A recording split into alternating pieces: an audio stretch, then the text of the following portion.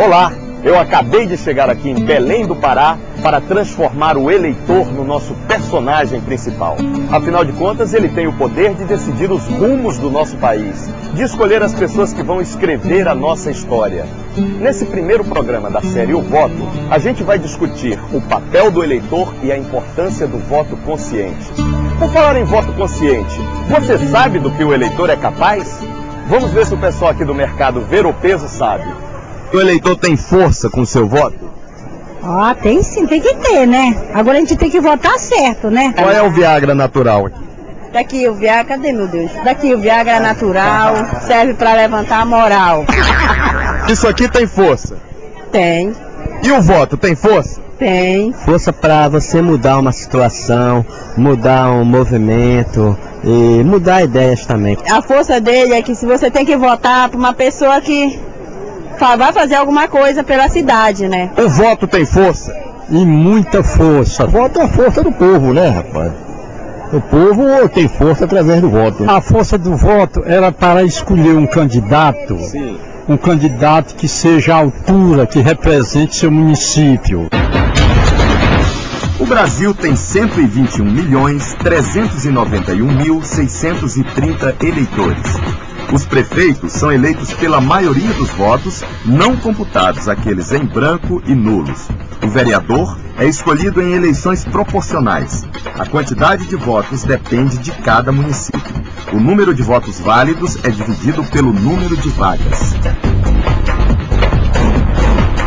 No ano eleitoral, discutir política é parte ainda mais do cotidiano. Então vamos aproveitar esse momento em que política é a razão, que política está na mídia, que política está na vida das pessoas, para tentarmos reverter esse processo de uma relativamente pequena participação do povo brasileiro. A gente vem aprendendo o que significa escolher alguém e depois sofrer as consequências ou os benefícios dessa escolha, né? Então não há nada mais pragmático do que o voto, porque você vota e no momento seguinte a pessoa começa a usar o seu dinheiro, o dinheiro do seu imposto, para fazer coisas que podem ser boas ou não. Então, quanto mais você vota, mais você tem consciência disso. Cidadania você está cada vez mais apto a acompanhar, a fiscalizar, saber quais são os seus direitos políticos, seus direitos humanos, né, o que é que está garantido na Constituição, tudo isso. Tem que tomar muito cuidado, tem que ficar muito atento, tem que botar o amor pelo Brasil, a vontade de que esse país melhore acima de tudo. O fulano, de alguma maneira, por mais lá nos cafundó do Judas, ele de alguma maneira ele tem um sentimento vago de que alguma coisa é necessária. E ele identifica em um ou outro candidato, um outro político, aquilo que ele está confusamente aspirando. O único momento em que ele é absolutamente soberano é na hora de votar. Ele está sozinho, é a consciência dele, não tem ninguém impedindo ou dirigindo o que ele deve ou não fazer. Quer dizer, num ambiente dele, estritamente dele, ele exerce o direito da escolha. E não há outra solução senão votar. Na esperança que, votando, se aprende a votar. Através dessa decisão solitária na cabine eleitoral diante da maquininha eletrônica, que o destino de comunidades inteiras passa a ser construído. O cidadão é mais do que aquele que vota. Votar é o mínimo que se exige numa democracia representativa. Cidadão é aquele que participa constantemente do processo político. Pode parecer para o cidadão uma maneira muito distante, eu voto, mas eu não vejo o que o meu voto é capaz de fazer. Mas se ele for buscar de perto, se ele for acompanhar, ele vai perceber que o voto dele é muito importante. E eu diria mais, é nesse momento do voto que nós todos somos iguais. No dia 23 de janeiro de 1532, houve a primeira eleição no Brasil. Os moradores da vila fundada na colônia portuguesa de São Vicente, em São Paulo, foram às urnas para eleger o Conselho Municipal. A votação foi indireta. O povo elegeu 6 representantes, que em seguida escolheram os oficiais do Conselho. Eu estava aqui pensando comigo, tudo passa, tudo muda. E ainda bem que é assim, não é? Porque o voto, por exemplo, hoje ele é um direito e dever de todos nós, mas teve uma época que não era, não. No tempo do Império, votavam homens com mais de 25 anos. Os casados e oficiais militares podiam votar já com 21. A Constituição não proibia, mas na prática, mulheres e escravos não tinham direito ao voto. Existia ainda uma exigência de renda anual mínima, 100 mil réis por ano para ser votante e 200 mil réis para ser eleitor.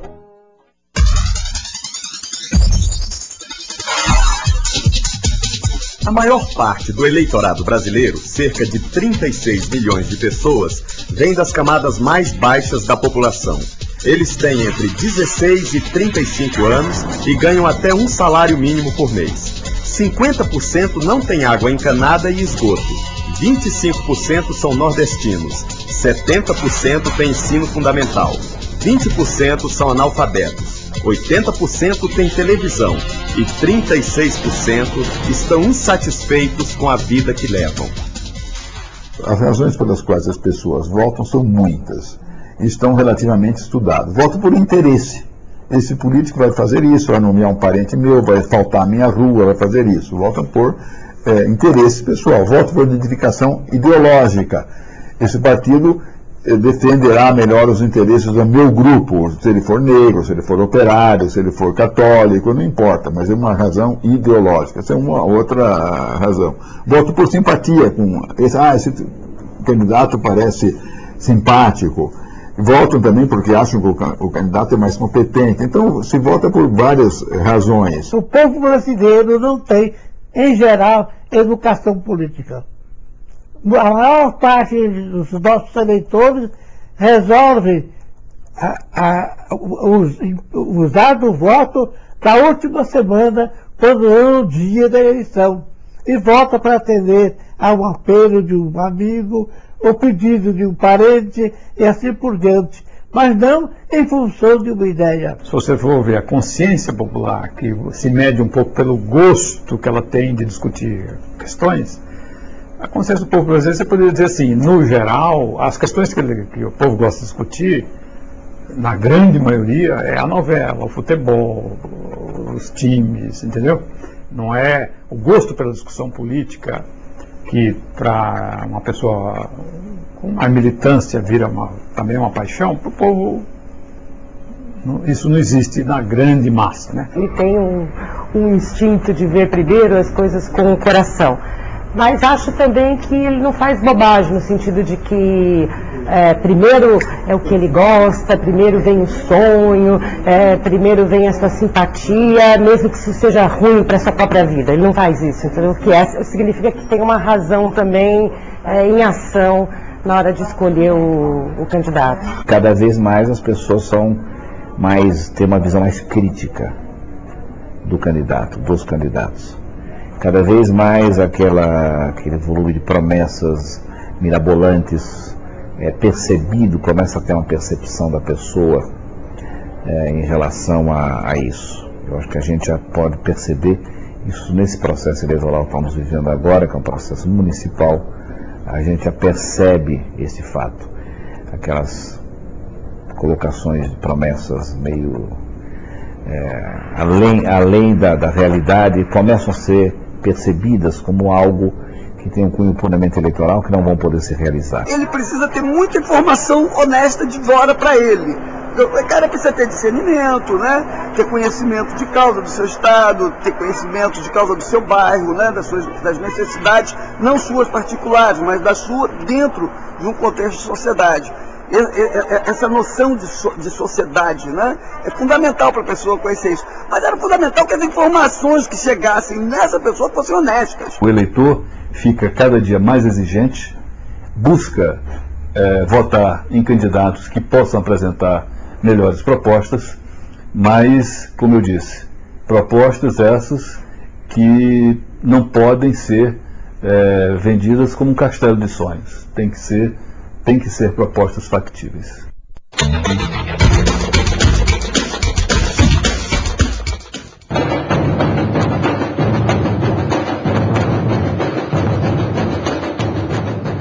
É mulher que não acaba mais. Elas são 62.164.232 eleitoras. Isso é mais do que a metade do eleitorado brasileiro.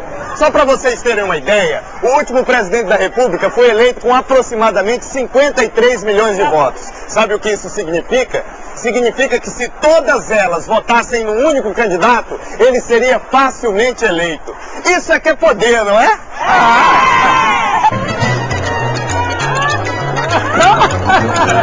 Veja, as mulheres têm força.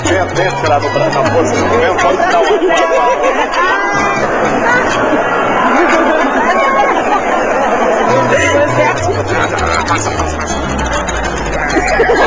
A senhora é forte mesmo. As mulheres deveriam se unir e escolher uma mulher de raça, retada mesmo, para ver o nosso problema, porque a maioria dos homens só pensam nele. Por que não se candidata a prefeita? Você votaria nela? Votaria. No dia 25 de novembro de 1927, a professora Celina Guimarães Viana se torna a primeira eleitora, não só do Brasil, mas da América do Sul. Há um tempo atrás, os homens candidatos, eles não tinham uma fala para as mulheres, né? E de 10 anos para cá, talvez começam a perceber, né, a influência, a presença e a importância do voto feminino. Começam até a mudar o seu discurso. E as mulheres estão mais exigentes, né? Então elas querem também votar em alguém que possa, né, representá-las, que possa se envolver com propostas e com um mandato que represente as mulheres. Eu fiz um estudo sobre o voto feminino no Brasil e esse estudo mostrava que você tinha vários mundos no eleitorado feminino. E, é claro, você tinha um mundo de apatia, de distanciamento, que é das mulheres menos escolarizadas, né? Que realmente isso não é só um traço da mulher, mas também dos homens, eles estão apáticos, distantes, né?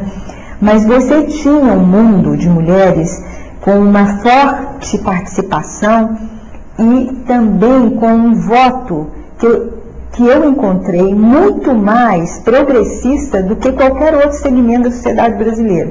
Por quê? Porque elas estavam votando para a mudança.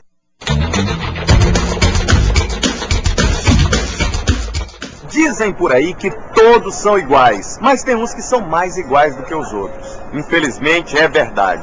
No Brasil e em muitos países do mundo, os negros sofreram com a discriminação. Discriminação que tirava os direitos legítimos de muitos cidadãos. Um deles, o direito de votar. Com a prática democrática e uma diversificação das pautas políticas, o voto negro, ele tende primeiro a se ampliar, porque no nosso caso ele é um voto político, né? Segundo, ele tende a se diversificar, porque os interesses políticos da população negra, eles são unificados no que diz respeito à igualdade racial, à luta contra o racismo, mas eles se diversificam em função da região, em função dos interesses profissionais, sociais. Então, portanto, eu diria que a nossa meta é que quanto mais nós avançarmos na direção de uma democracia social, que realmente vá vencendo e erradicando a discriminação racial e o preconceito, nós teremos um voto negro tão amplo e tão diversificado quanto o voto branco. Se o candidato branco apresenta propostas avançadas, de promoção da igualdade racial, e que são coerentes com a história do movimento negro, eu acho que podemos votar nesse candidato branco. Se o candidato negro também apresenta propostas interessantes, para a comunidade negra, para o desenvolvimento, para a melhoria das condições de vida da comunidade negra, votamos no candidato negro. Quem já fez 16 anos de idade pode votar se quiser.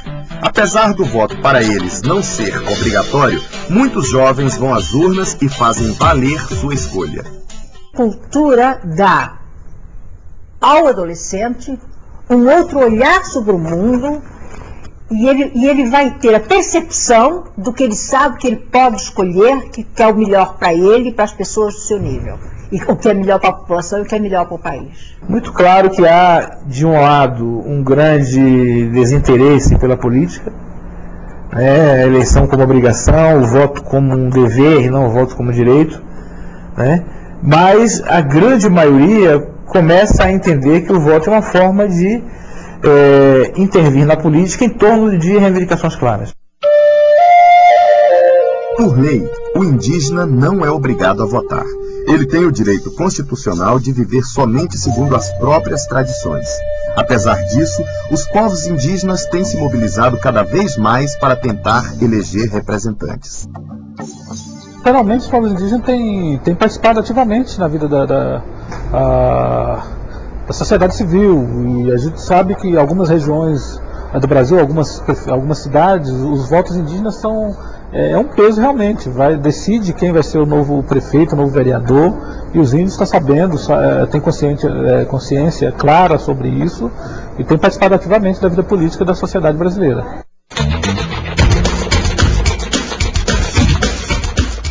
Antigamente, aliás, nem tão antigamente assim, o eleitorado de certas regiões do Brasil vivia desse jeito, como gado, encurralado. O coronel mandava e desmandava nos seus currais eleitorais. Essa prática ficou conhecida como voto de cabresto. Mas peraí, será que até hoje ainda é assim? Quanto vale um voto? Rapaz, um voto pra mim é a honestidade da pessoa, porque certos políticos falam e não concluem o que faz. Você venderia o seu voto? Não. Tem que votar com a cabeça ciente naquilo que o vereador, o prefeito vai fazer de bom para a cidade, né? Meu voto é caro. As pessoas trocam voto hoje até pelo seu conhecimento. No momento que eu tô no político, jamais eu vou mudar, entendeu? Só se ele pisar na bola comigo, mas dizer que eu vender meu voto, não vendo. Já vendeu o voto? Graças a Deus, não. Faria isso de jeito? Não. O voto tem que ser algo consciente. Você tem que escolher aquele que você acha que representa melhor a sua comunidade. O povo vive num constante estado de necessidade. Então qualquer tijolo, qualquer arroz, feijão, já é suficiente para comprar um voto. Isso é uma realidade triste, mas verdadeira. Tem que tomar muito cuidado com quem compra voto. Tomar muito cuidado com quem se aproveita de uma condição menos favorável que a pessoa tem, enfim, de pobreza, e usa isso.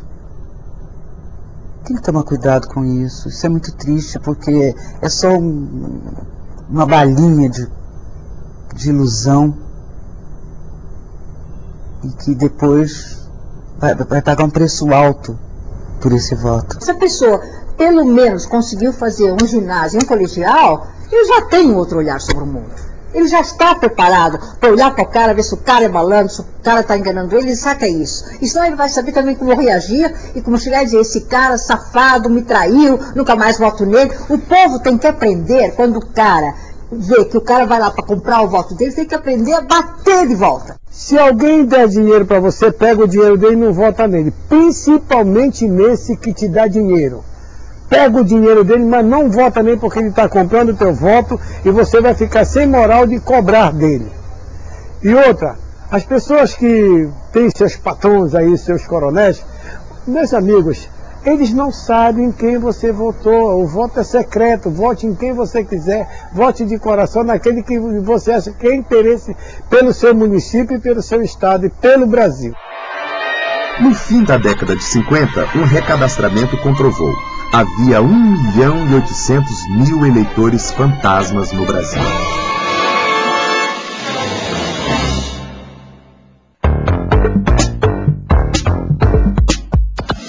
A urna eletrônica surgiu para tentar acabar com a possibilidade de fraude. Ela foi usada pela primeira vez nas eleições municipais de 1996. Mas a primeira eleição totalmente informatizada do Brasil ocorreu somente no ano 2000. Fraudes simples que eram feitas no sistema anterior foram eliminadas. Esse é um dos méritos da apuração eletrônica, da votação eletrônica. Outro mérito dela é a rapidez. Ela apura rápido, você logo fica sabendo o resultado. Agora, ela tem os deméritos dela, que é mais difícil também de fiscalizar.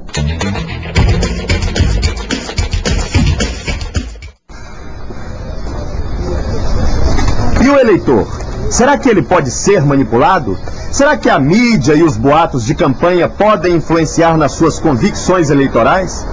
Eu não sei não, mas em várias ocasiões o eleitorado já demonstrou que o poder pode estar apenas nas suas mãos. Em 1992, milhares de pessoas em todo o Brasil foram às ruas para pedir o impeachment do presidente eleito. Vamos saber se as pessoas acreditam na mídia. A senhora acredita nas notícias que vê no jornal, ouve no rádio? Acredito. Muitas das coisas a gente não fica acreditando porque o jornal, ele passa pra gente uma coisa e muitas das vezes as coisas é outra, né? E a gente fica se perguntando se aquilo é verdade ou não é. Em algumas sim, né? Em algumas notícias a gente acredita, mas tem muitas que não tem nada a ver, que não são aquelas notícias, né, que dê para influenciar uma pessoa. Muitos dos canais de televisão, locais, nas grandes capitais, estão ligados a políticos. Então você vê, eles têm diariamente uma propaganda indireta com essa população, que aí tende a votar neles, porque eles estão lá diariamente falando, apresentando propostas. A imagem, embora seja muito importante, ela não é tudo. Mais importante do que a imagem, do que uma foto, é o que o candidato é. Antes de ser uma foto, o candidato é uma pessoa, tá certo? E é nessa pessoa que cada eleitor deve se mirar, não é? E não no cartaz bonito ou na peça de televisão bem feita.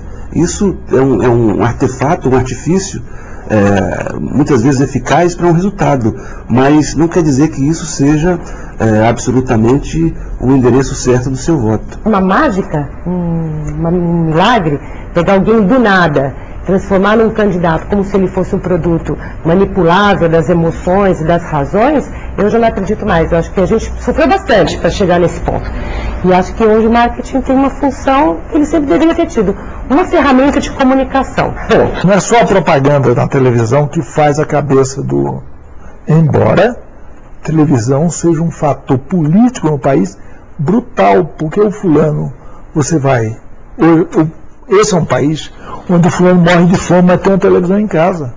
Você vai em qualquer favela, você vai no interior do Rio Grande do Sul ou do Amazonas, o fulano tem uma televisão. Não dá para tentar ter um discurso de fim da ideologia, fim da luta de classes, e uma prática de cada vez mais agressiva no sentido de uma exclusão social cada vez mais violenta, assim, né? Então chega num limite em que não dá mais para ficar se emocionando com as mentiras que os marqueteiros tentam empurrar, assim, quando a realidade é tão gritantemente diferente do que eles estão tentando vender, né?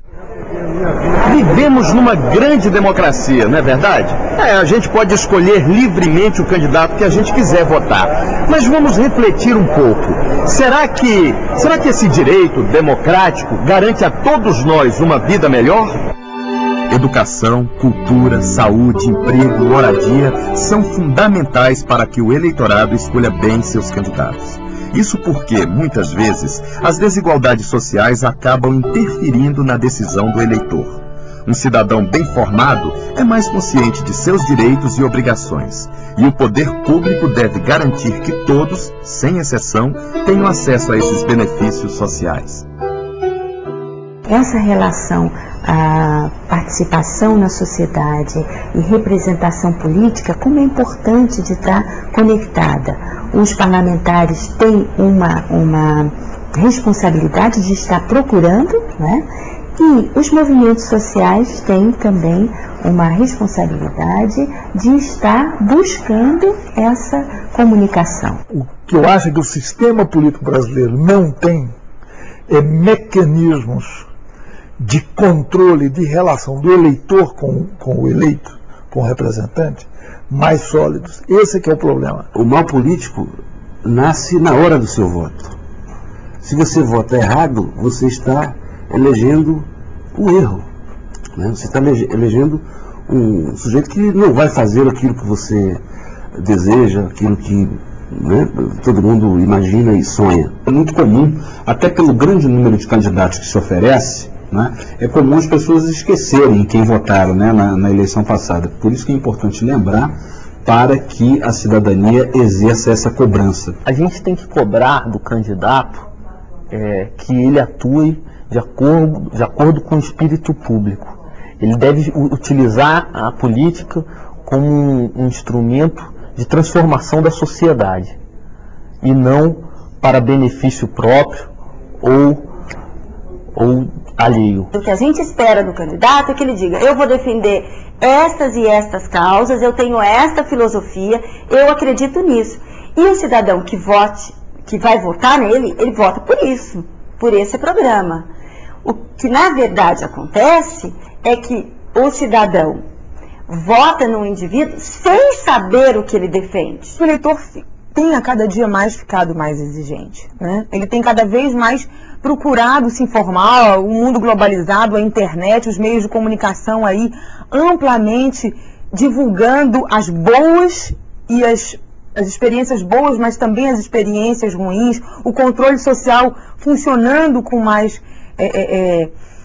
eficiência. Eu acho que isso cada vez mais desperta, sim. Hoje o eleitor já não aceita com a facilidade que ele aceitava antigamente ser enganado, ser ludibriado, né, ser traído. A gente devia ter mais um pouco de consciência e verificar se essa pessoa é uma pessoa formada, com capacidade de fazer um projeto. Tem pessoas, tem candidato aí que não sabem nem o que é projeto, mas é candidato. Então isso tudo concorre para que concorre isso para que o candidato se aproveite da situação. Um voto consciente pode mudar a sua história e a da sua comunidade para melhor. Conheça bem os seus candidatos. Compare, pense e reflita muito bem antes de tomar uma decisão. Porque depois é só formar a torcida e correr pra galera, não é mesmo?